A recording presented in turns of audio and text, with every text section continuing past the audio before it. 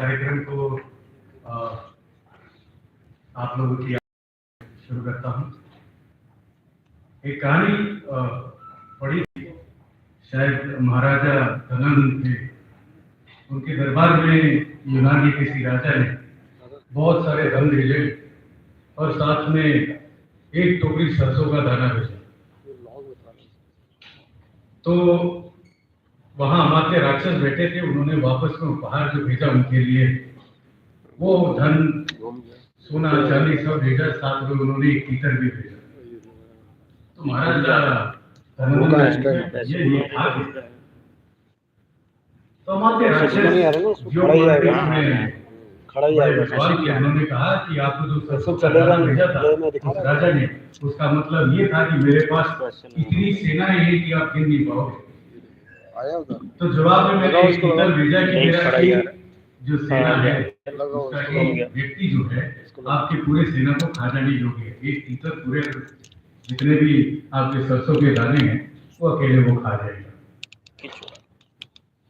Geopolitics आज के समय में रोज हर वक्त हर आधे घंटे में अपना आचार विचार, अपना ढाल सब कुछ बदल रहा है। उसको समझने और उसको समझाने की क्षमता जो है बहुत कम लोगों में है। हम तो कोशिश ही करते रहते हैं। जो हैं उन्होंने कुछ किताबें लिखी इससे पहले भी, ये वाली भी उसी पे आधारित है। मैं रिक्वेस्ट करूंगा सिद्धार्थ सर से यहाँ आए और पूरे इस कार्यक्रम को इंट्रोड्यूस करें और किताब के बारे में जो शब्द है।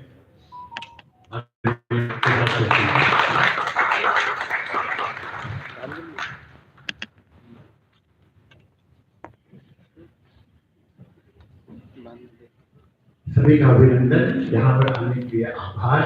और जो भी आप लोग जो आए हैं इस स्थान पर, आपने जिसे गरिमा का परिचय दिया है, जिस सम्मान मर्यादा में इतनी वृद्धि हुई है, उसके लिए धन्यवाद। बिल्कुल छोटा सा ही शब्द है। इस पूरे के पूरे सभा में हम लोग जब से अंतर्राष्ट्रीय संबंध हुए, यहाँ तक बात है, हम जब से उसको पढ़ना शुरू किया, जब से समझना शुरू किया, तब से हमने डॉक्टर राम माधव को कहते हुए सुना है, कुछ बताते हुए सुना है। और आज के समय और पहले भी उनके सबसे बड़े आजमाइश में से हम उनके हैं, हमेशा से ही है।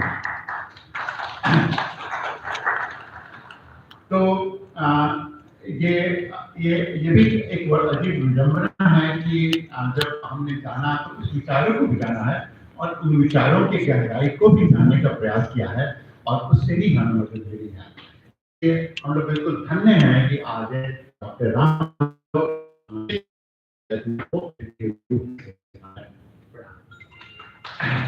साथ ही साथ आप इस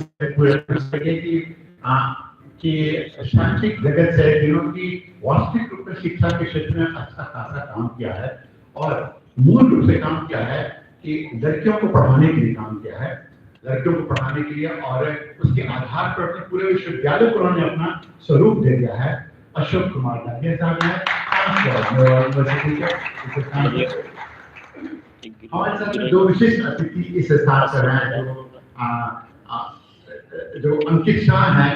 तो अंकित शाह से मेरी जो भेंट मुलाकात हुई, ऐसी विलक्षण प्रतिभा हमने मुझसे देखी है, वो कि आगे आने वाली सभी परिस्थितियों को फोरकास्ट करने के बाद कि कैसे बता सकते हैं, अंकित शाह उनमें से एक है।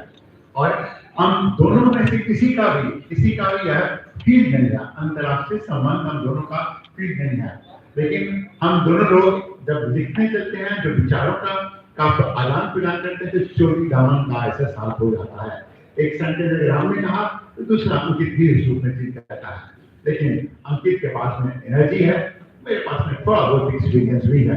अंकित शाह है, आज उसमें उनकी पहली किताब है, मेरी ये 48वीं किताब है इस पूरे कार्य पर। पूरा जनरेशन जाती है, लेकिन और इस जनरेशन गैप को फिल अप करने का उन्होंने काम किया है। साथ ही जो इस पूरे के पूरे उन्होंने प्रोजेक्ट को ठीक किया है, इसमें दो व्यक्ति सबसे महत्वपूर्ण है। एक श्री नलिन चंद्रा उसको संभालने का काम करते हैं। उन्हीं के सौजन्य से ये सब कुछ आसानी से संभव भी हो पाता है। और एवियोनिक्स इंजीनियर है, इनके साथ में डिजास्टर मैनेजमेंट पर हम लोग एक अलग काम कर रहे हैं।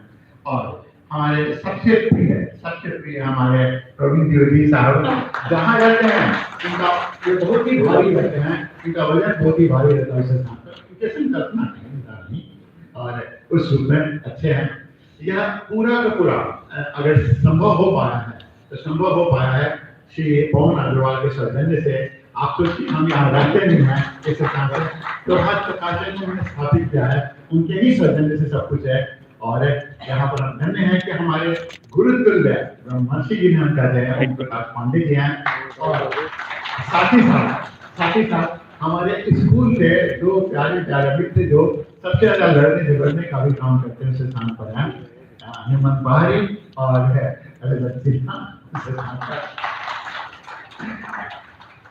हम लोग इस रूप में भी हैं, इस बात के लिए भी सच में थैंकफुल हैं।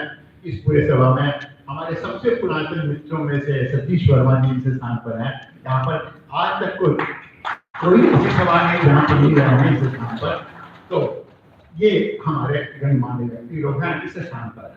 अब इस पूरे पहलू पर जो हम लोगों ने पुस्तक लिखी है, पुस्तक का उद्देश्य था, इस पूरे पुस्तक का उद्देश्य था दो था। सबसे पहला था कि हम लोग जिन बातों को देखते थे कि जो दिखने में आती थी जो चीजें, तो दिखती थी नहीं, जो सच वो कभी नहीं दिखता था और झूठ सिर्फ दिखने का काम होता था। अब आपको छोटा सा एक एग्जाम्पल अगर हम लोग दे दें किसी स्थान पर, तो एक नहीं, दो नहीं, तीन नहीं, सैकड़ों ऐसे उदाहरण हो सकते हैं। तो इसे देखकर हम लोग थोड़े से आहत भी होते थे, थोड़े चिंतित भी होते थे हम लोग, और साथ ही साथ हमारे मन में इस समस्या का समाधान करने के लिए 10 बातें भी आती थी इस रूप में। तो इसी से इस किताब की संकल्पना की जन्म हुआ, इसीलिए इसको नाम दिया हमने decoding intends, decoding lines, decoding narratives and on that basis decoding the future. कि किसी देश का भविष्य क्या हो सकता है और कहां तक जा सकता है भविष्य, उसके बारे में हम लोगों ने बातचीत की। अब यहाँ पर हमारा जो मेन एम हो जाता है इस स्थान पर कि किस चीज से झूठ को उजागर करने के काम किया जाए। जैसे इनमें से किसी को भी आज विश्वास नहीं होगा कि क्लाइमेटिक चेंज भी एक झूठ है, ये नैरेटिव है, क्योंकि वेस्टर्न कंज्यूमरिस्ट प्रोडक्ट जितने भी हैं वह उनको बताने के लिए, उनको मार्केट करने के लिए एक साधन हो जाता है। आप सोचिए हम जितने भी घटनाओं को देखते हैं, अब इस बार हम लोगों ने कहा कि मई बहुत ही ठंडा था, मई में बारिश हुई, मई में इस बार पर्वतीय भागों में पूरी तरह से हिमपात हुआ। अब सोचिए कि मई में अगर हिमपात हुआ तो पिछली बार कब हुआ था? 1987 में। उस समय के ग्लोबल वार्मिंग नहीं थी। उसके पहले कब हुआ था? 1964 में। उसके पहले कब हुआ था? मतलब ऐसा हुआ था।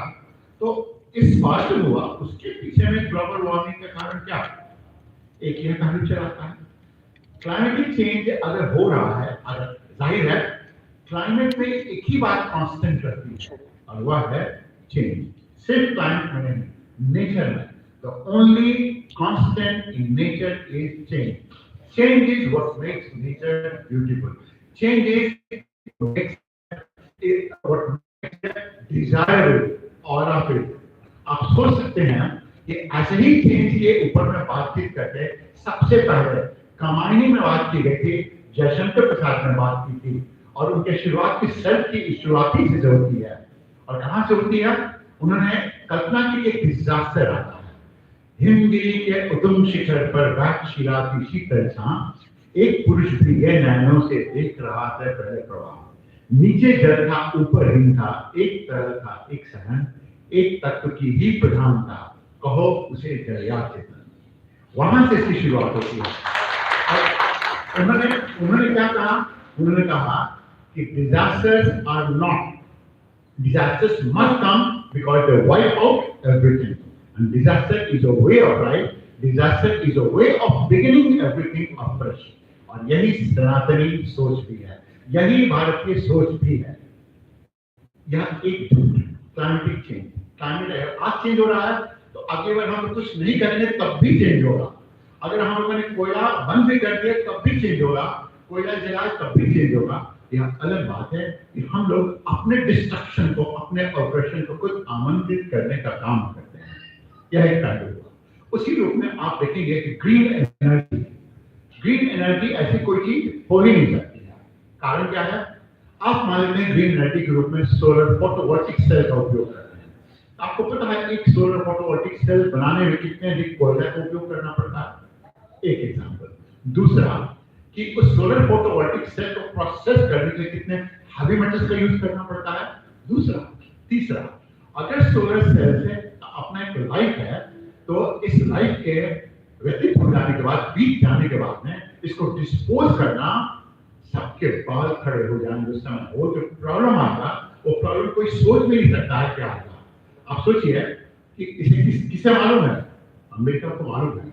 अमेरिका ने अपने जितने भी सोलर सेल्स लिया है चीन के साथ में, तो अनुबंध किया है, कॉन्ट्रैक्ट किया है कि जिस दिन इसका लाइफ खत्म होगा हम आपके देश में आके इसे डंप करेंगे, अपने देश में नहीं रखेंगे। क्या इतना आसान है? Solar energy is not green. आप सिर्फ एनर्जी को ट्रांसफर कर रहे हैं, आज से लेकर दूसरे जनरेशन को, भविष्य के जनरेशन पे ट्रांसफर कर रहे हैं इस पोल्यूशन को। लिथियम भी वही बात चल जाती है। हम लोग सभी को कह रहे हैं कि लिथियम ग्रीन है, बैटरी है और इससे कोई प्रदूषण नहीं होगा, होना ही होना है। लिथियम को प्रोसेस करने में अर्जेंटीना से, बोलीविया से, चीन से कोई पूछे, चीन का जो वाटर टावर है तिब्बत में, वहां पर लिथियम वो निकालते हैं और लिथियम निकालने के प्रोसेस करने के लिए जो सबसे अधिक परिस्थितियां जो अनुकूल है वो चीन में ही बनती हैं। क्यों? क्योंकि वाटर टावर है, एक माइक्रो प्रोसेसर से बनता है तो 1200 लीटर पानी का वेस्टेज होता है उस स्थान पर। तो एक अलग बात है। और पेरू में, अर्जेंटीना में, बोलीविया में, सलार यूनी में, उस स्थान पर आकर है, आप इमेजिन नहीं कर सकते हैं कितने फिश टेल्स जो है, मछलियां मरी की मरी पाई जाती है। पूरी नदियां, पूरा झील ही मछलियों से भरा रहता है। क्यों? क्योंकि इतना टॉक्सिक होता है। डेवलपमेंट अपने आप में ही एक झूठ है। आप सोचिए, अभी चीन ने क्या किया कि अफगानिस्तान को $5 बिलियन दिया। यह जो $5 बिलियन दिया है तो इसलिए दिया है अफगानिस्तान को कि अफगानिस्तान फले फूलेगा, पुष्पित पल्लवित होगा। लेकिन उद्देश्य कहां था? सलाम पास। सलाम पास नॉर्थ ईस्ट अफगानिस्तान में है और सलाम पास से पूरी तरह से अफगानिस्तान को जोड़ने का काम करता है। सलाम पास के पास जिसका भी एक्सेसिबिलिटी रहेगा वो क्या करेगा? वहां के लिथियम और वहां के रेयर अर्थ एलिमेंट को एक्सप्लॉइट करने का काम करेगा। कहीं पे निगाह है, कहीं पे निशान है। यह जो पॉलिटिक्स झूठ की स्तर पे बात चली जाती है तो यहाँ पर भी झूठ है इस स्थान पर। और इतना ही नहीं, अगर वो कह रहे हैं कि उस सलाम पास को रिपेयर करेंगे तो आप लोगों में से हो सकता है बहुत से लोगों को पता है नहीं हो, लेकिन सलाम पास इतना नैरो है कि जितने भी अमेरिकन इक्विपमेंट है उसके सहारे पास ही नहीं कर पाते थे। और ये सबसे बड़ा रीजन था कि अमेरिका के जो स्टेट ऑफ वॉरफेयर था उसका प्राइस का कॉस्ट इतना बढ़ गया कि अमेरिका को लगा हम लोग सस्टेन नहीं कर पाएंगे। क्यों? क्योंकि उनका सारा कुछ एयरक्राफ्ट के हिसाब से होता था। चीन क्या करेगा? उस पूरे के पूरे भारत का कॉरिडोर बनाकर उसके सहारे पास करना शुरू कर देगा। चीन यह काम करने वाला है। यह भी झूठ है कि चीन को वहां अनुदान दे रहे हैं। और अगर झूठों की पूरी ख्वाहिश ले लेते हैं, पूरी की पूरी सूची लेते हैं, ये झूठ कभी अंत ही नहीं होने वाला है। वो भारत की चाहे शिक्षा पद्धति हो, चाहे तो वह अगर चीन का है कि वह अर्जेंटीना में गया है, उसे पैसे देने के लिए गया है, बिल्कुल झूठ। चीन का उद्देश्य है कि पैटागोनिया में उस स्थान पर स्पेस को पूरी तरह से कंट्रोल करने के लिए इतना क्लीन एटमॉस्फेयर है, वहां पर स्पेस कॉम्प्लेक्स बना दिया है चीन ने पैटागोनिया में, किसी को खबर तक नहीं लगी। और भारत अर्जेंटीना से कभी किस समय तक स्ट्रैटेजिक मालूम चला तो भारत ने क्या किया होगा, डॉक्टर राम माधव से बेहतर कौन बता सकता हमें इस पूरे पहलू पर। तो उद्देश्य एक और दूसरा उद्देश्य अंटार्कटिक निशाना वहां पर।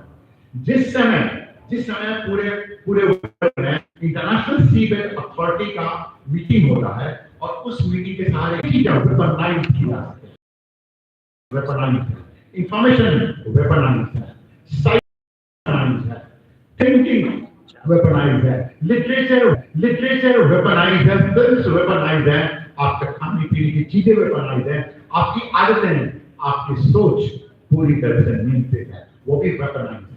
और इस वेपन को कौन यूज करेगा? जो यूज करेगा वही राज करेगा। सिर्फ वही राज नहीं करेगा जो सोचता है कि पूरे विश्व को एक हाथ में एक धारा में पिरोया जाए। और वह कौन है? भारत। वसुधैव कुटुंबकम। वो कहता है कि पूरा विश्व एक परिवार है, वन सन, वन फैमिली, वन नहीं है।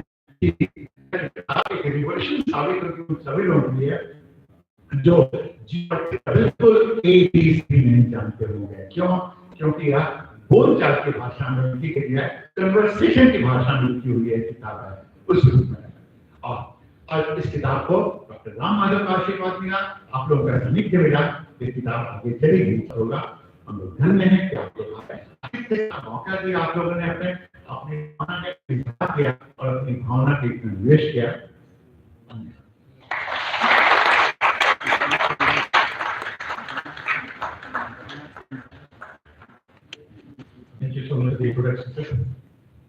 इतना अच्छा बोल लेते उसके बाद हम लोग तो खड़े होते तो मुझे लगता है कि गलतियां तो हुई जाएगी। खैर गलतियां हो तो छोटा भाई समझ के भूल मत जाइएगा, नोट करिएगा, बाद में मुझे देख लीजिएगा, नेक्स्ट टाइम वो गलतियां नहीं। I would request Madam Sunita, Anjum ji, Rekha ji और रीना जी, आप लोग प्लीज फूलों का गुलदस्ता प्रेजेंट करें।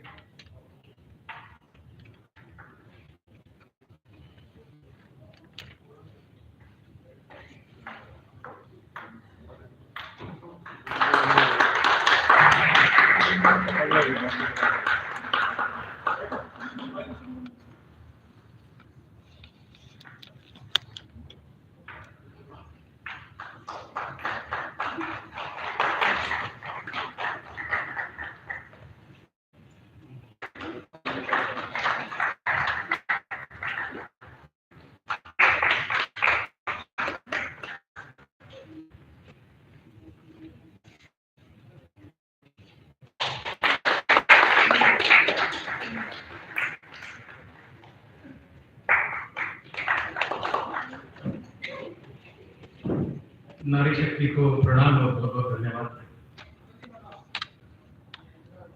भारतीय राजनीति में राम माधव जी का जितना सहयोग है वो शायद बहुत ही कम लोग हैं ऐसे जिनका इतना सहयोग होगा। नॉर्थ ईस्ट में आज हम प्रगति कर पा रहे हैं। सिक्किम जैसा स्टेट जहां हमारा परिचय बहुत मुश्किल से मिलता था, आज वहाँ हमने मिलजुल के सरकार बनाई। मैं हमारी बात करता हूँ तो शायद आप लोग समझ नहीं कि मेरा रिश्ता आपका से जुड़ा हुआ है। राजनीति की बात करें तो नॉर्थ ईस्ट में इतना प्रॉब्लम है, मणिपुर का प्रॉब्लम अचानक से दिख गया। इसके पीछे इसका कारण शायद बहुत कम लोगों को समझ में आएगा, लेकिन जोशुआ प्रोजेक्ट और कन्वर्जन जो है ये बहुत बड़ा काम है।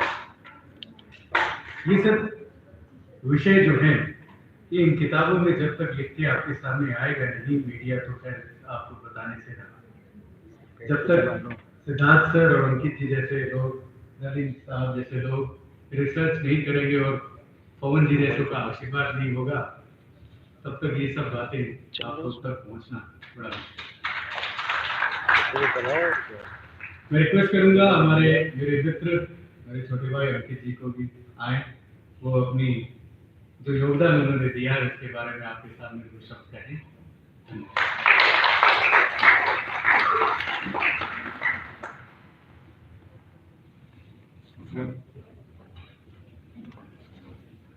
Respected Shri Ram Madhav ji, K. Siddharth sir has been kind of a mentor for me.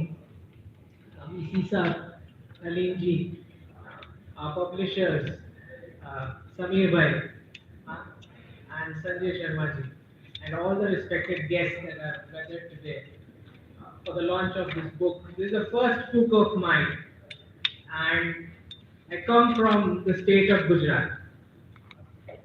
And when you say Gujarat, what that means is, people are going to immediately link that to money, right? So when I talk about this book on geopolitics, I would like to take you all to the journey of the concept of money. The human civilization has always been using for several centuries what we call as a barter system of trade. Now, we all know what limitations the barter system of trade would have in terms of that we have transgressed towards a currency formulas where we have coins and then the currency notes, and now the digital currency is the new thing which is coming in. So we all are aware of what limitations the barter system would have had. But then I would like to take you back to history, specifically about the barter system, because we need to dwell upon as a society what benefits the barter system carried. While if that was what was working for centuries, then there must have been some wisdom as well. So I would like to dwell upon some portion of that because my part is more of geoeconomics. So when you talk about the positives of the barter system, you realize that there always has to be an end product to exchange with the other. Then only you are going to get another end product in the exchange or an end service in exchange, which is producing that end user is most probably not going to overproduce, not going to underproduce it, and by and large, with the effect of that, you are not going to have an inflationary society. Now, when you do not have an inflationary society, what does that mean is that the family unit and the community unit entrepreneurship is able to have a joint family purpose seed funding for entrepreneurship, wherein you do not require a job model for the society. Now, what else happens with the barter system is since you do not have overproduction, you do not have underproduction, you also do not have the concept of unemployment because the entire family unit is involved end to end for the value addition which is required for producing that end product. There is no concept of unemployment, neither a concept of inflation in that society, neither the concept of exploitation of national resources. Right? These are the benefits of the barter system which the humanity lost. Now, when we transition towards coins and the paper currencies, what happens is that, as I say, that gold is what is Sanatan. That's हमारे जितने भी भगवान हैं आप अगर चलचित्र देखेंगे पूरे गोल्ड में लगे पाए जाते हैं because that is the civilizational wisdom of Sanatan. So when currencies started into being, be it coins or the paper notes, they were hooked to a gold standard, right? Some quantity ounce of gold reserves would represent the currency that the nation can print.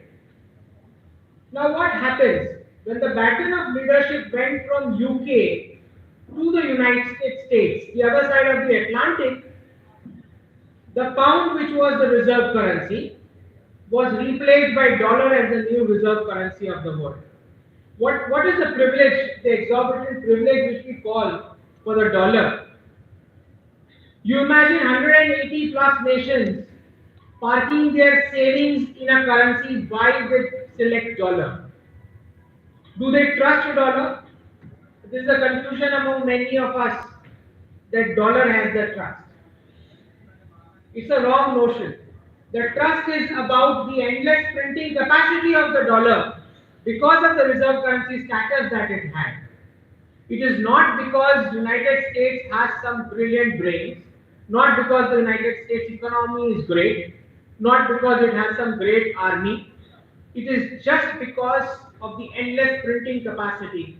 Because 180 plus nations have killed the demand of their own national currencies to promote the demand of the United States dollar. Because that's the only way they can do trade. Right? This is how the dollarization of the world started and the financial colonization of the world, which the reserve currency formula does. Now, you realize that this Indian subcontinent has been able to give 27% to the global GDP on an average for 1700 years out of the 2000 years of the recorded last human history that we have, that is 85% of the time frame, without a reserve currency format, without English language, the language which I am speaking, without both of them, right? So what has happened with the dollarization of the world? The rest of the world killed the demand for their own currencies to sustain the value for the dollar. What happens with that exorbitant privilege? The printing machine is in the United States. They can print as many notes as they want. You and me, other nations cannot print those, because if we print those, there is no demand for our currencies, which means the entire inflation gets passed on to our population. So the rest of the world cannot print their currencies endlessly like the United States can. So with this format, what the West did was, they kept the financialization with themselves, they kept the consumption with themselves, and the production and manufacturing and pollution is for the rest of the world. Because these guys can print and consume as much as they want. The dollarization of the world started with 1971, where President Nixon selected that date, 15th August 1971, to unhook the gold standard from the United States dollar, which means now all the currencies of the world are printed out of thin air, and only the United States can print endlessly. So if you jot down the charts of GDP and per capita from 1971 onwards, you realize that the entire Western GDP and the per capita is nothing but the printed GDP and the printed per capita. Now in the next book, which is going to be about the Sanatan economics model, I'm also challenging the GDP formula. Because we do believe that the consumption and this formula, which is based on Abrahamic one lakh concept, do not value savings. You will never talk to see any serious economics talking about savings in the West. Why? The government has social benefits to declare. Where does it come from? Printing endless currency. When Indians give us कि West की government को ये benefit देती नहीं, right? Nobody is going to tell you that this is because the rest of the world has become the financial colony of the West, with the 59% reserve currency status with the dollar and 20% with the euro currency. This is how it goes on and on. This is about the dollarization of the world. Now the book also covers the de-dollarization process which has started. This August we are going to have a BRICS summit. Now there are players who would say the world has moved to a multipolar order, and then the external affairs make their individual spheres of influence. That's exactly what it means when he says that the multipolar world will only come into being when Asia becomes multipolar, which means the negotiations are going to be about what portion of geography Russia is going to influence, what portion of geography India is going to influence, and what portion of geography China is going to influence. To look at the world GDP suddenly coming down to less than 5% with the colonial methods that were employed, you realize what all must have happened during that colonial period. So when we talk about this de-dollarization process, it is also about the decolonization of minds. Now to continue the United States dollar as a new reserve currency, the West deployed a strategy of what we have discussed in the book as the two buckets theory. So one group of nations who are having a healthy economy are being told that तेरा बाजू वाला रोग है. Your neighbor is a rogue country. That rogue country needs to be sanctioned, right? And if the neighbor country is going to be sanctioned, you have to continue with the US dollar. This is how the dollarization of the world continues. So when we see that the Saudi Arabia and Iran ties patching up, when we see Saudi Arabia, Iran and UAE becoming applicants to BRICS Plus, when you see We'll very soon see something about Taiwan, China and Taiwan, and hopefully we'll see something very soon about POK as well. So all the flashpoints in the world which were created to keep the United States dollar in the reserve currency status कि तेरा बाजू वाला तो चोर है वो उसको sanction करना पड़ेगा, एक बकेट को आर्म्स और सप्लाई मिलेगा, दूसरे बकेट को सैंक्शन मिलेगा, आप दोनों क्लैश करते रहो, that is how my dollar will continue. All those flashpoints are reversing back, which means the POK will be done, Taiwan will be done, the denuclearization of Iran most probably will be done, and with BRICS Plus, when you see the opposite factions becoming members of BRICS Plus, but now why would Middle East come and be an applicant to BRICS? Understand one thing, that the crude oil is a limited stock 20-30 years. They don't want to go back to camels, and they have seen how Pakistan comes with a begging ball daily to them. So they have realized that the only method to survive in the world is to de-radicalize. So which is why we are seeing de-dollarization is also equal to de-radicalization. Decolonization, de-radicalization, everything happening simultaneously all across the world.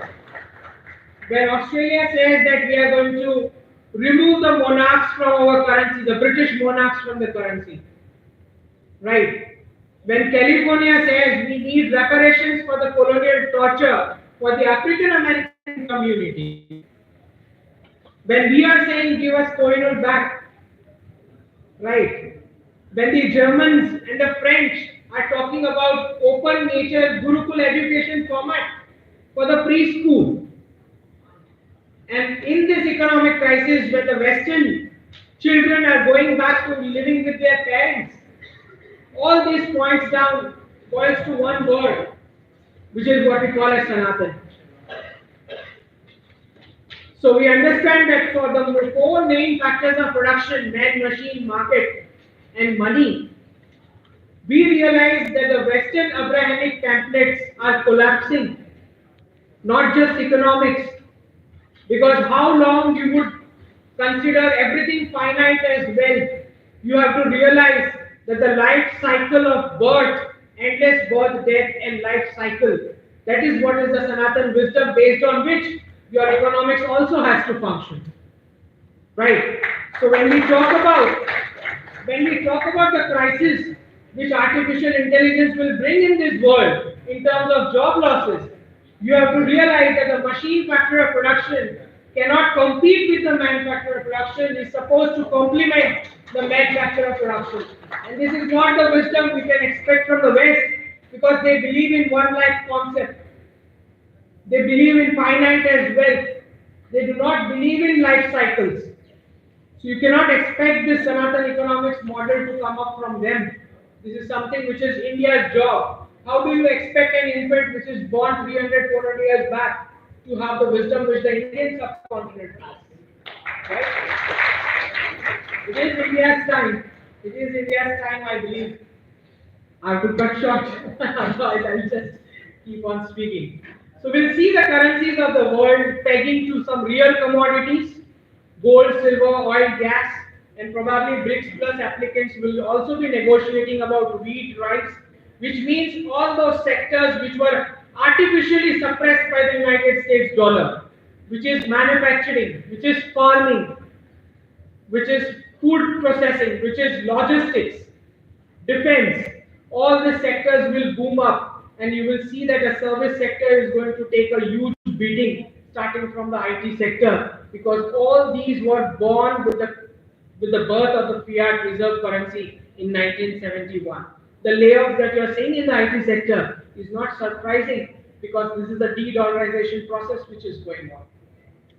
So all the unrequired glorified jobs they are going to take some beating in this decade, and when this entire churn happens, you will see India would be placed back to that huge level of percentage of GDP. These are the sectors which will come up. And you have to understand one thing, that these sectors were destroyed. Those generations of 50s, 60s and 70s west से पूरा एक individualism का wave चलाया कि आप अपने parents से rights मांगे, आप अपने ब्रदर्स से राइट्स मांगे, अपने सिस्टर्स से राइट्स मांगे। उन्होंने आपका जॉइंट फैमिली कॉर्पस तोड़ा, आपकी एग्रीकल्चर जमीन तोड़ी है उन्होंने, because we were giving 27% to the world GDP. आपका एग्रीकल्चर सेक्टर उन्होंने तोड़ा, आपका एंटरप्राइजिंग सेक्टर उन्होंने तोड़ा, राइट? आपको ये वेव इंडिविजुअलिज्म, फेमिनिज्म, वोकिज्म, ये सारे वेव चला के, और आपने क्या किया? आपने हक मांगा अपने पेरेंट्स से, जॉइंट फैमिली कॉर्पस तोड़ा, वो कॉर्पस आके कंपनीज के हाथ में रखा और खुद आप जॉबर्स बन गए। This is how the colonization of the world has happened.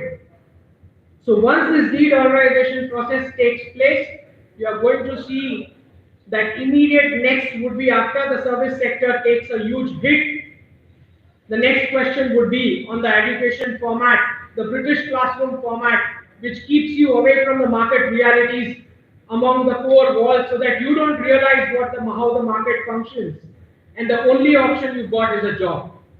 So this British colonial agenda of converting the entire society into jobbers is something that has to reverse, and sadly it's going to reverse after job losses, right? So the next after the job losses which is coming is the questioning of the education format, which the Britishers, this was not the education format, उनका intent ये था कि उनको slave चाहिए थे for factories, जिनको market realities पता ना हो। ये गलती से education format बन गया because they had colonies the world over. So this entire de-dollarization process is linked to de-radicalization, decolonization of minds, and then one fine day, you are going to dig up all the ancient India wisdom that this civilization has, and probably it is our time. By 2047, the next generation would certainly have a Chakravarti Bharat, right, to rule the minds of the world. Europe will be coming back to seek, and this time they are not going to colonize. This time we are going to give them wisdom कि आपको ऐसे life operate करनी है। Thank you.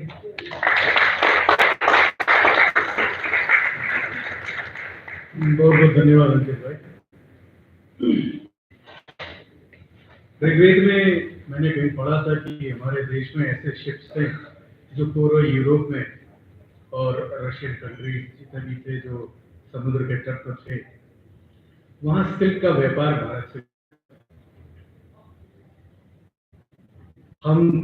हमने अपनी किताब में जो भारत में लिखी गई चाइना सिल्क का सबसे बड़ा मैन्युफैक्चरिंग हाउस था, ऐसा कुछ था नहीं।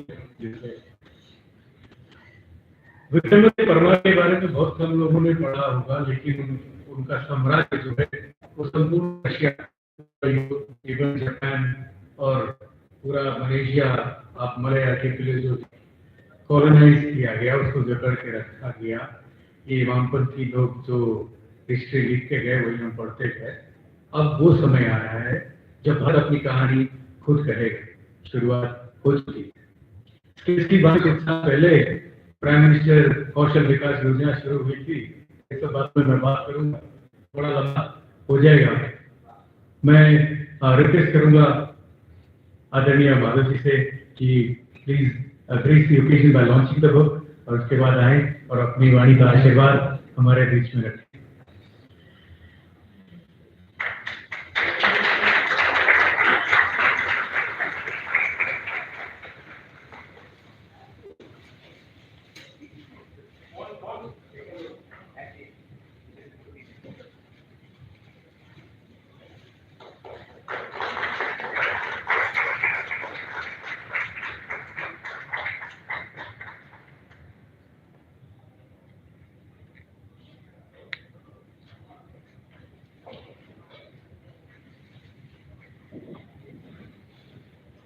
आगे भी इस सीरीज में और किताबें आने वाली हैं। पढ़ते दर पढ़ते हम खोलते जाएंगे। हमारी कोशिश है,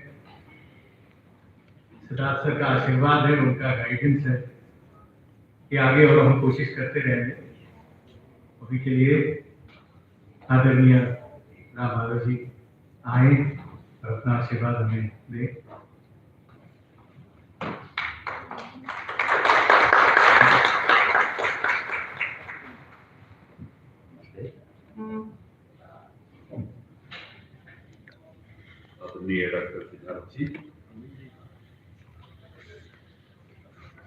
अंकित जी, डॉक्टर अशोक बढ़िया जी, नवीन चंद्र जी, प्रवीण जी और सभी उपस्थित महानुभाव।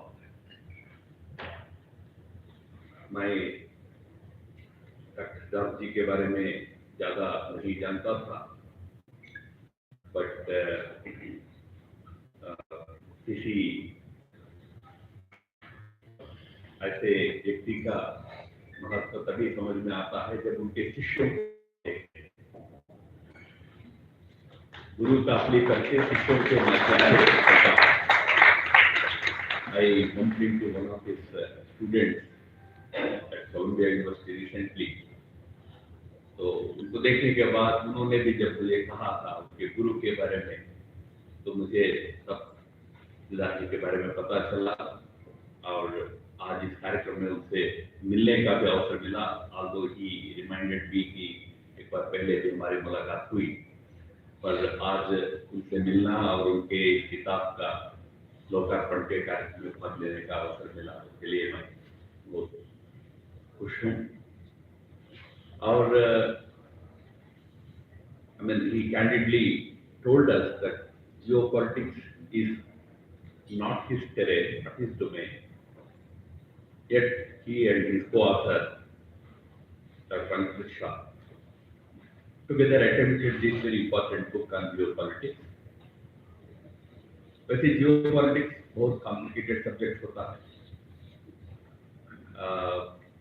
It's not any static subject, it's a very dynamic subject. It keeps changing with every changing, every major global development, geopolitics changes. It changes not just because of politics, it changes because of economics, it changes because of technology, it changes because of pandemics. Many factors lead to changes in geopolitics. So first of all, it's not any dynamic subject, static subject like physics, chemistry, ऐसा नहीं है ये तो बदलते हैं। तो इसलिए इस कॉम्प्लिकेटेड विषय पर एक किताब लाने का जो प्रयास हुआ है, इसके लिए मैं दोनों ऑथर्स को हृदय से साधुवाद भी देता हूँ, आभार भी व्यक्त करता हूँ, क्योंकि आज देश को ऐसे विषयों पर भी देश की जनता को जागरूक करने की एक आवश्यकता है। उस दृष्टि से यह एक बहुत अच्छा किताब उन्होंने लाया है। वैसे जो जियोपॉलिटिक्स जो होता है, उसमें geo is linked to nation, countries, politics is universal. तो जो कंट्री जो रोल प्ले करता है, कर सकता है, उसके ऊपर जियोपॉलिटिक्स का एक रूप निर्माण होता है। अभी अंकित जी ज्यादातर बोल रहे थे कि कैसे वेस्ट डोमिनेट किया geopolitics. It's a fact, last 100 years, about first world war से लेकर आज तक का जो एक 100 इयर्स का पीरियड है, इसमें वेस्ट का बोलबाला जियोपॉलिटिक्स के नियंत्रण पर रहा है। आज वो परिस्थिति बदल रहा है। इसका अर्थ ये भी नहीं है कि अब हमारा जियोपॉलिटिक्स से हीरा आ गया है। क्या है, भारत का एक विशेष लक्षण है भारत के लोगों का, we are very romantic people. वो एक रोमांटिक सोच होता है कि हम विश्वगुरु बन जाएंगे। वो हम हमारे प्रयास से बनेंगे, इससे ज्यादा दूसरे की विफलता से बनेंगे, ऐसा लगता है हमें।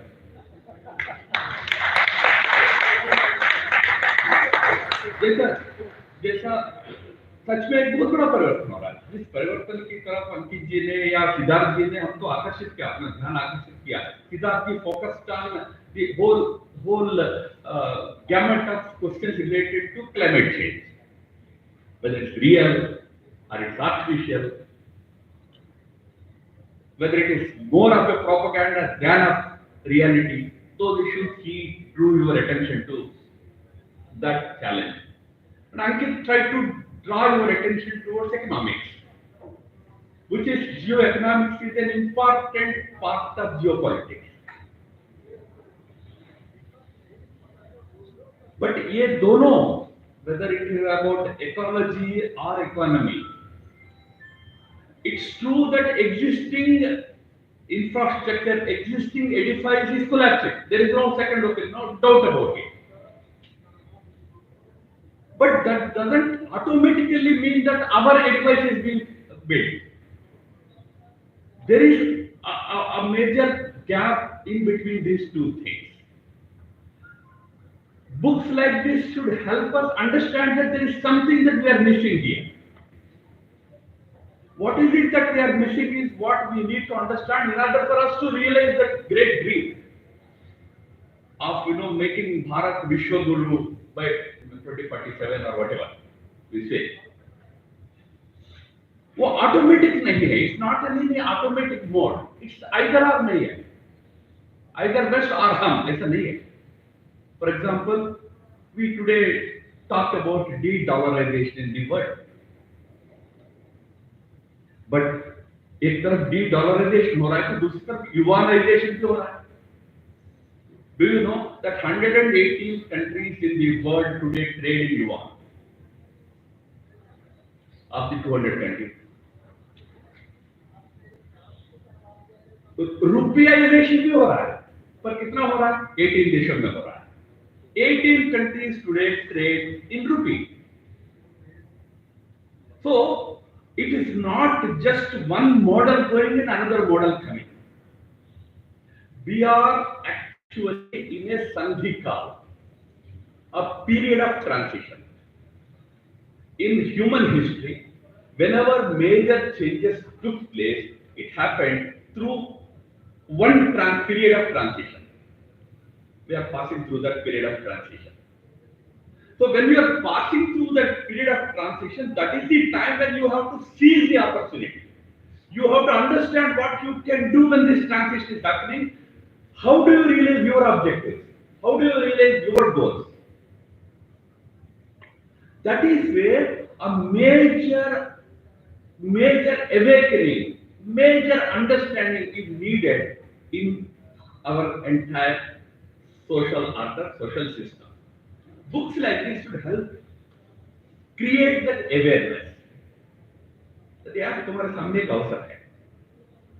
अब ये अवसर नेशंस के लाइफ में रेयरली आता है, कभी-कभी आता है, बट जब आता है तब सीज करना पड़ता है. एक अवसर का जब आजाद हुए थे उस समय देयर वाज एन अपॉर्चुनिटी. क्या है, उसी समय सेकंड वर्ल्ड वॉर समाप्त हुआ. पोस्ट सेकंड वर्ल्ड वॉर में अनेक राष्ट्र अपने अपने राष्ट्रीय जीवन को निर्माण कर रहे थे. हम भी शुरू किए. We should talk about China, right? China began its new journey more than 1.5 years after India began its new journey. हम तो 1947 अगस्त में शुरू किए थे, वो तो 1949 अप्रैल में शुरू किए थे. हमसे 8 महीना बाद इजराइल ने शुरू किया था अपना जर्नी.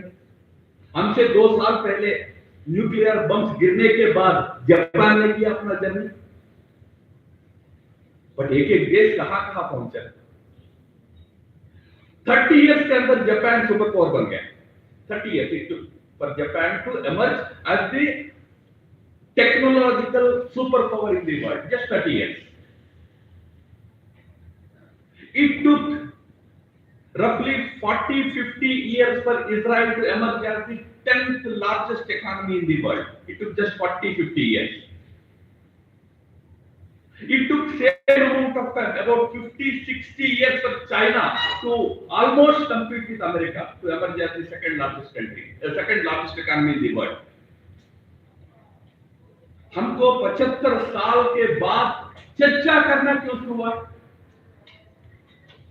75 साल हो गए ना, अब हम चर्चा कर रहे हैं क्योंकि हम रोमांटिक बहुत है, बट हम ऑपरेशनल सेट थोड़ा कमजोर है. हमको ऑपरेशनल सेट सोचना पड़ेगा. It's not just enough to have romantic ideas. भाई भारत विश्व गुरु बनेगा. डू यू नो इन 1947 16 अगस्त को ऋषि अरविंद ने ही डिक्लेयर किया था. अब हम 2024 में डिक्लेयर करने की जरूरत क्या है? Read the speech Rishi Aurobindo gave on 15th August 1947 to the Tiruchirappalli radio station. जब देश आजाद हुआ था उस दिन उन्होंने एक भाषण दिया था। 15th August also happens to be the birthday of Rishi Aurobindo. We celebrate birth anniversary of Rishi Aurobindo on the day India became independent. In fact, Aurobindo said in the speech that it is not just a mere coincidence. ये कोई accidental coincidence नहीं है, एक destiny है, एक भगवान की लीला है। क्यों? क्योंकि मेरा एक विजन है भारत के लिए कि भारत विश्वगुरु बने। इनफैक्ट ही नैरेट्स 5 ड्रीम्स, मैं डिटेल में नहीं जाता क्योंकि विषय संबंधित नहीं है। उस 5 ड्रीम्स में यही है कि हमको एशिया को लेट देना है, अंततोगत्वा दुनिया को स्वर्ग तुल्य बनाना है। That is the role of a Vishwaguru, not to dominate the world, to elevate the world. वो उनका विजन था।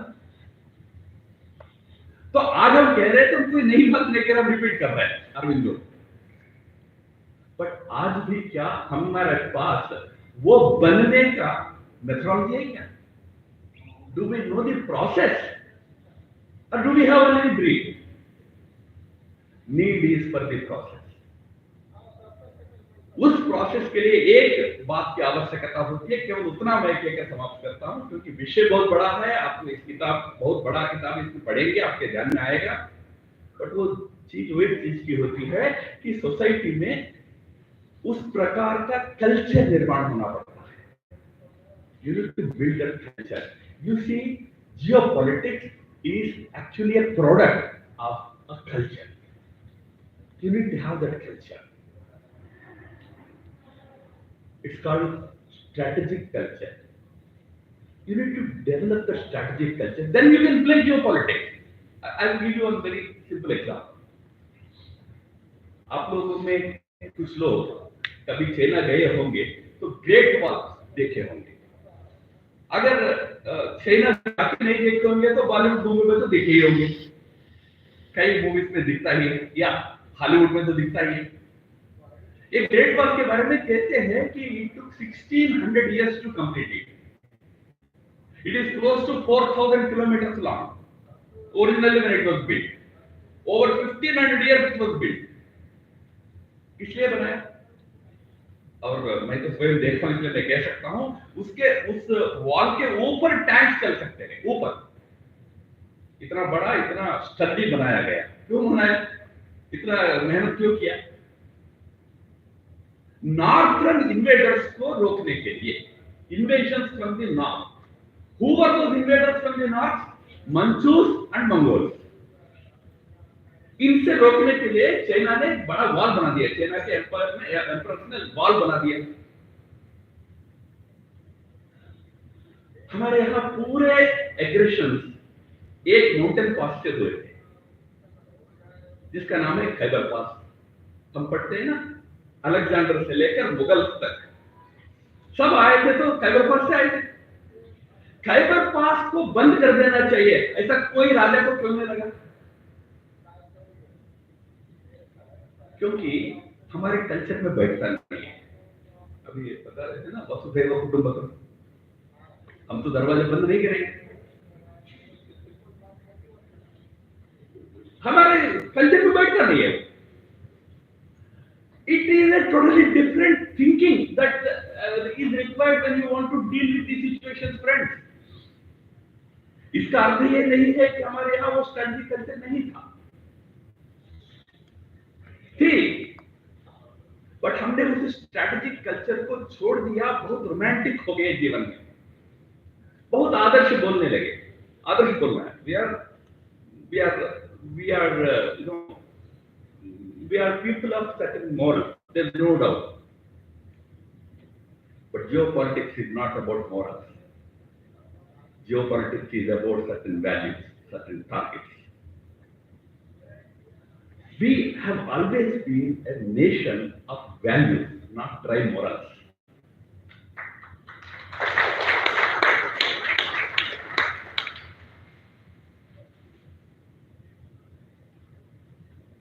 महाभारत युद्ध में, when you read Bhagavad Gita, the very first sloka begins with the statement Dharma Kshetre Kurukshetre.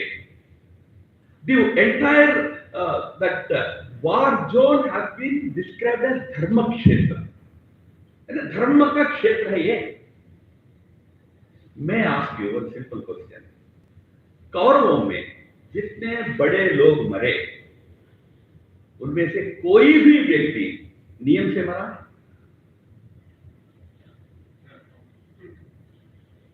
Duryodhan कैसे मरा था? भीष्म कैसे मरा था? कर्ण कैसे मरा था? बाकी जो महारथी थे सब कैसे मरे थे? तो फिर धर्मयुद्ध थे क्या? धर्मयुद्ध था वो? हमारा कॉन्सेप्ट ऑफ धर्म डिफरेंट था। It's not about certain rule है कि वहां वो इनफैक्ट कर्ण पूछता है कृष्ण से, जब वो उनका रथ जमीन पे अटक गया था, उनको अपना गांडी अपना छोड़कर नीचे उतरकर वो पहिए को निकलना पड़ रहा था, तब कृष्ण कहता है अर्जुन को अब मारो इसको। तब कर्ण पूछता है कृष्ण को, ये क्या धर्म है? तुम तो भगवान कहते हो, मैं निशस्त्र हूं, जमीन पे हूं, और रथ के ऊपर से तुम अर्जुन को कह रहे हो कि तुम वीर को मारो, ये कहां का धर्म है? तो कृष्ण कहते यार अब याद आया तुमको धर्म। जब भरी सभा में द्रौपदी का अपमान खुद करवा रहा था, तो धर्म याद नहीं आया? तो हमारा विषयों के प्रति देखने का दृष्टिकोण अलग था। लार्जर वैल्यू के लिए, बड़े एक उद्देश्य के लिए यहां कुछ नियम तोड़े जाते थे। That is what we call strategic culture. But हमारा स्ट्रैटेजिक कल्चर अंतिम उद्देश्य धर्म की स्थापना है, राज्य की स्थापना नहीं। इसलिए क्योंकि मैं महाभारत युद्ध की बात की थी, तो युद्ध समाप्त होता है, भीष्म अपनी मृत्यु की प्रतीक्षा करते हुए अपशया पर बैठे रहते हैं, तो युधिष्ठिर राजधर्म सीखने के उनके पास जाते, क्योंकि धर्म को वो सिखाएगा अंत तो। हाँ, वो विरोधी के पक्ष में ही रहा होगा। उस स्ट्रैटेजिक कल्चर जिसमें कहा मुझे एक चीज के साथ देखने का दृष्टिकोण बदलना चाहिए, वो हम भूल गए। हम बहुत रोमांटिक बन गए। आजादी के बाद हमने ऐसे नॉन अलाइड मूवमेंट शुरू किया। नॉन अलाइड रहना कोई गलत बात नहीं है, पर नॉन अलाइड मूवमेंट का बेसिस क्या था? जो ना इधर है ना उधर है, वो मेरे साथ है। कोई बेसिस होता है? आपका कुछ है क्या? You have anything to substantial to offer to the world? Then you want people to come with you? No, आपके पास ऐसा कुछ नहीं ना। तुम सोवियत के साथ नहीं हो, तुम यूएस के साथ नहीं हो, तब हम सब नॉन अलाइड है। You know, इंग्लिश में कहेंगे ना, Rama is a good boy but good for nothing. अच्छा लड़का है, किसी काम का नहीं है। उस प्रकार का रोमांटिसिज्म से बाहर आकर एक प्रोएक्टिव जियो स्ट्रैटेजिक वर्ल्ड में खेलना शब्द ठीक नहीं है। काम करने वाला देश भारत को बनना पड़ेगा। उसके लिए एक स्ट्रैटेजिक कल्चर इस देश में निर्माण करना पड़ेगा। तब जाकर जो आप कह रहे हो ना, whether it is about climate issues or about dollar issues or about economy, in fact, as I said, this transition that we are passing through right now is about 4 important things. Remember, in this transition, 4 things are going to play a vital role. Number 1, climate issues. Climate is an issue. Who created is a different problem. The West is responsible for it, but price everybody will pay. Climate issues will be there. Issues like health care are going to be big issues. Health care का अभी तक का understanding होता था viruses and vaccine, पर आप vaccine बनाते जाओ, नया वायरस बनाता जाएगा। अब तो हम कोविड का वैक्सीन ले लिए, फिर बोले कि नहीं दूसरा कोविड आया है। वायरसेस वैक्सीन में हेल्थी लिविंग का एक पैटर्न लाना पड़ेगा। ट्रांसमिशन उस तरफ हो रहा है, इसलिए योगा इतना पॉपुलर हो रहा है दुनिया में। हम ज्यादा कर रहे नहीं कर रहे, अपने आप भी हो रहा है। थोड़ा बहुत प्रधानमंत्री जी के प्रयास के कारण हो रहा है, बट अपने आप भी हो रहा है।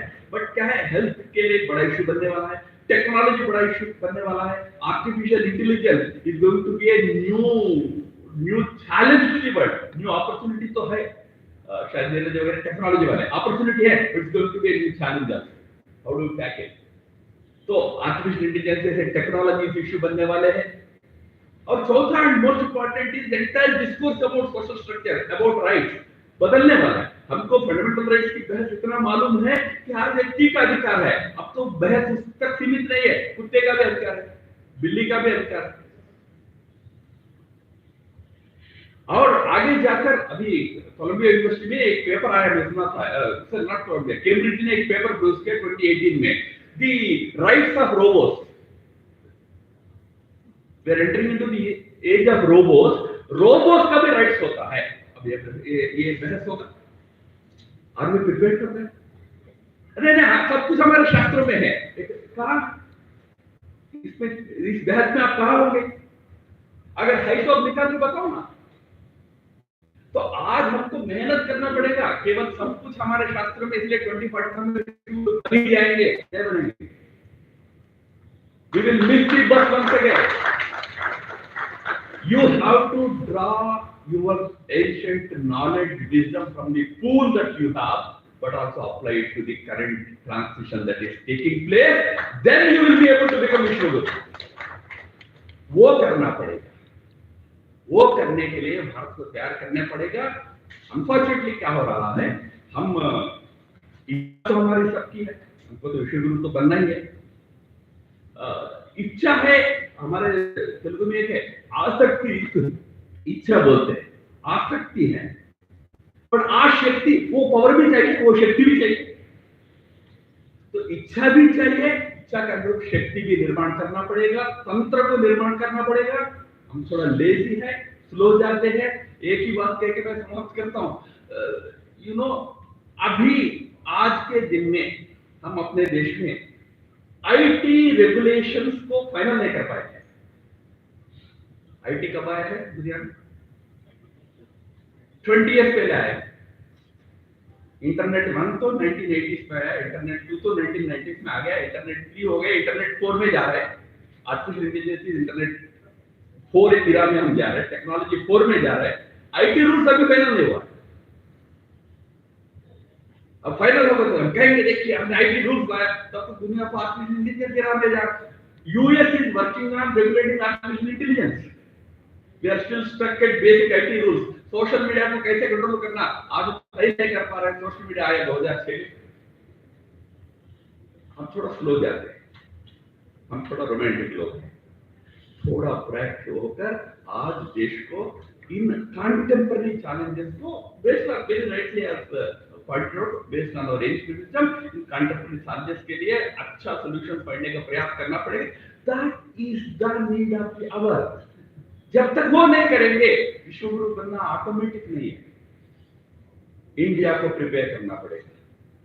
इंडिया के पास वो शक्ति है, बट इंडिया के पास वो सामर्थ्य है, वो तंत्र, उसका जो टेक्नोलॉजी है, मेथोडोलॉजी है, उसको इवॉल्व करना पड़ेगा। तब जाकर हम जरूर उस दिशा में आगे बढ़ पाएंगे। मैं मानता हूं कि किताब books like this will help us understand that we need to work in that direction and we need to do many things that will actually make us serious important players in this evolving new world order. अभी बात हुई थी unipolar अब नहीं रहा, it's a multipolar world order, but it's not just a multipolar world order also, it is a heteropolar world order. When I say heteropolar, in this new world order, poles are not just countries. Countries तो poles है, but Facebook is a pole. It defies all country borders. Twitter is a pole. Elon Musk is more powerful than Biden. Technology, आज big tech is more powerful. Global NGO, अगर आप सुनते हैं फलाना Soros ये कर रहा है, फलाना रॉकफेलर फाउंडेशन ये कर रहा है, क्यों? क्योंकि वो they have become more powerful than countries and आर्मीज। So we are in a heteropolar world, so you need to have a different approach to tackling this heteropolar world. So it is a totally different topic. It's a very big topic. As I said, it's a very dynamic subject. In this dynamic world, Who is your enemy yesterday can be your friend today. Who is your friend today can be your enemy tomorrow. They keep on changing. Only one thing is constant. National interest. What is in my interest is the only thing that is permanent. Everything else can change. Henry Kissinger के quote है, there are no permanent friends or permanent enemies in politics, there are only permanent interests. Interest पर चले, जहाँ आपके साथ waste है, आपके साथ वेस्ट है, आज वेस्ट हमारे साथ है, हमारा स्ट्रेंथ है, जहाँ नहीं है, हम अपने इंटरेस्ट पर चलेंगे, यूक्रेन में साथ में रहेंगे, थोड़ा और कहीं साथ रहेंगे। तो मित्रों, इस कॉम्प्लिकेटेड सब्जेक्ट को आपके सामने लाने का जो प्रयास डॉक्टर सिद्धार्थ और डॉक्टर अंकित शाह ने किया है, ये बहुत अच्छा प्रयास है। मैं उन दोनों को फिर एक बार साधुवाद देते हुए, मुझे बुलाकर अवसर देने के लिए उनको धन्यवाद भी देते हुए मेरे वाणी को विराम देता हूँ।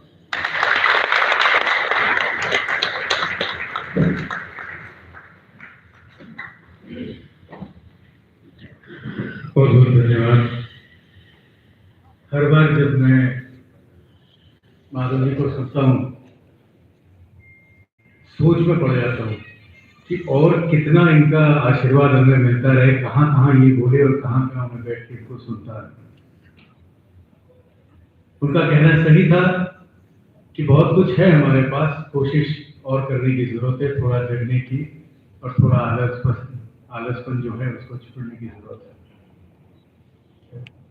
कोशिश करते रहेंगे, बहुत कोशिश किया, अब थोड़ा जोर थोड़ा ज्यादा लग रहा है। 2014 के बाद थोड़ी मेहनत ज्यादा हो रही है, तो लगता है उस ओर हम अब धीरे धीरे पहुंच रहे हैं। आप सभी का यहाँ आने के लिए बहुत बहुत धन्यवाद। और राम माधव जी का स्पेशली अपने बिजी स्केड्यूल से टाइम निकाल के आने का, हमें आशीर्वाद देने का बहुत बहुत धन्यवाद। मैं सुविधा मैम से रिक्वेस्ट करूंगा कि आके क्लोजिंग स्टेटमेंट दें और इस सभा को संपन्न करें।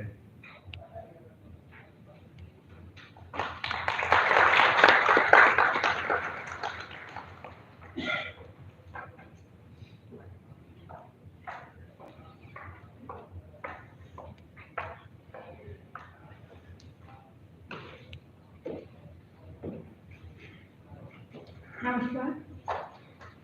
आप सभी को बहुत बहुत तहे दिल से हम आभार बताते हैं।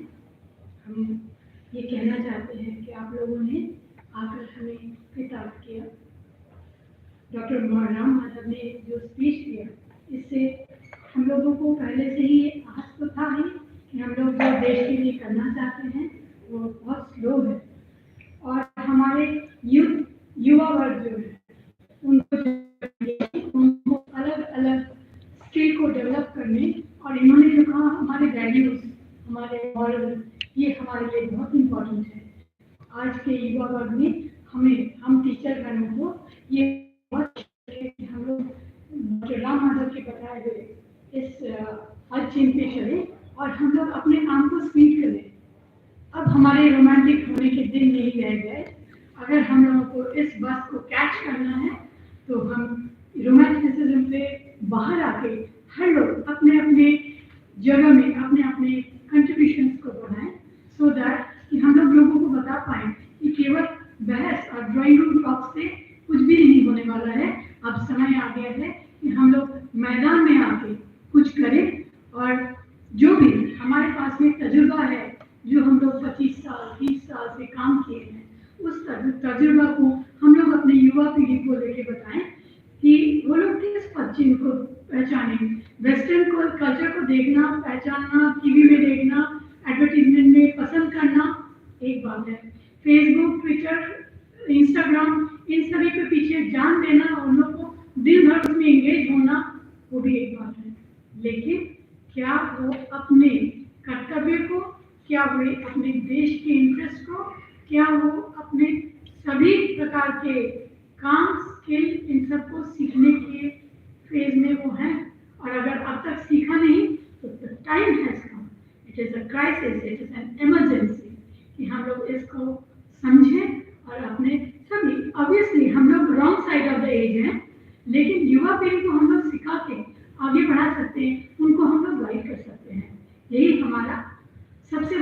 में है।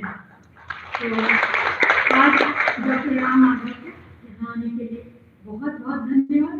डॉक्टर अंकित शाह और सिद्धार्थ जी को हम लोग बहुत इस तरह से बताते हैं कि इस तरह की और किताबों को वो लेके आए जिससे कि लोगों की आंखें खुले और लोग असली जो नैरेटिव्स हैं, जो पीछे से लाइज हैं, जो पीछे से की गई कहानियां हैं, उसकी सच्चाई को और भी सामने लाएं। ये सीरीज होगा तो और सीरीज को जल्दी जल्दी लिखें सो दैट कि हम लोग इसको और पढ़ के हम लोग और बेहतर रूप से समझ सके दुनिया को। और डॉक्टर नलिन जी और जो हमारे वीसी साहब हैं, इन लोगों का हमेशा ये रहेगा कि किस प्रकार से जो युवाओं को हम लोग अपने कर्तव्यों को पहचानने में जो मदद कर सके, ऑब्वियसली उनके एक मार्गदर्शन के कारण बनेंगे। तो सभी चीज बोलते हुए आज हम यही खत्म करते हैं। आप सभी को एक बार फिर से नमस्कार। मैं डॉक्टर सुनीता।